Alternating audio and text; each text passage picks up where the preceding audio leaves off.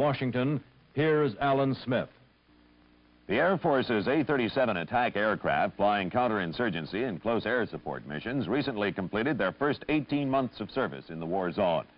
Assigned to the 604th Special Operations Squadron at Bien Hoa Air Base, the jets have logged nearly 21,000 sorties since their arrival in South Vietnam in July 1967. Greg Hoadley has a report on the plane's deployment to the Republic and the details of one recent mission.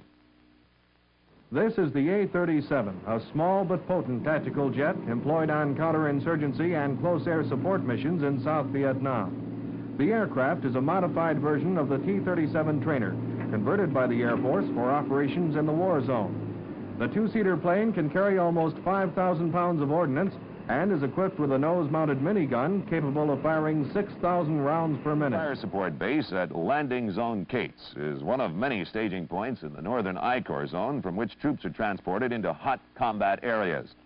Leatherneck artillery units and perimeter security forces in this region have been assigned the job of keeping these jumping-off stations secure from enemy infiltrators. With the details of defense operations at Landing Zone Cates and a look at some of the Marines involved, here's Marine Master Sergeant Jim Kaiser. These Marine artillerymen are engaged in a fire mission against enemy ground forces attempting to infiltrate this important staging area. The Leathernecks are part of an extensive defense force whose mission is to secure and hold similar landing zones throughout the northern I Corps. It is from these stations that transport helicopters lift troops into combat areas or bolster camps and outposts under attack by VC or NVA units, while artillery crews keep the enemy at bay. Mobile advisory teams operating throughout South Vietnam have been highly complimented for their ability to help increase the effectiveness of local Vietnamese forces. The units have been extremely active in advising regional and popular force groups in combat and hamlet security tactics. Tom DeCastro has the story of these teams' operations and one recent training exercise at the coastal city of Nha Trang. This is the headquarters of a local South Vietnamese regional force company responsible for territorial security in this part of Thanh Hoa province. The unit is presently being trained by one of a number of U.S. Army Mobile advisory teams operating in this coastal area. Their job is to help raise the level of operations and effectiveness of local defense forces.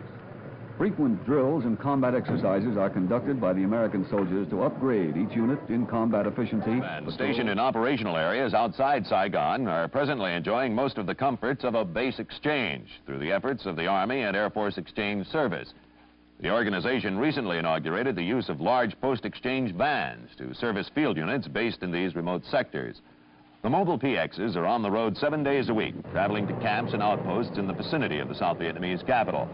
Each Tuesday and Friday, the trucks and their armed escorts stop at the 82nd Airborne Division's fire support base northeast of Saigon. The small convoy features a mobile canteen vehicle offering hamburgers, hot dogs, and assorted cold drinks. This is usually the first stop for the soldiers, as the hometown sandwiches are in big demand. The food is freshly prepared in Saigon every day by employees of the Army and Air Force Exchange Service. A number